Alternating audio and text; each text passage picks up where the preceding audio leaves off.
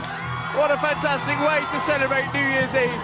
Congratulations from all of us, well done guys. And actually, the timing of that wonderful proposal was perfect, because if you look over to the other side of the river, you can see that the clock is counting down 50 seconds until the most incredible fireworks display you've ever seen. And this year, as a special treat, it's been set to music by our friends at Radio 1. It really is going to be very special. So it's now time to light up the London sky. Listen, if 2010 has been a tough year for you, I hope that 2011 is even better. And if life is great, I hope it continues to be great. Now I wish you a very happy new year.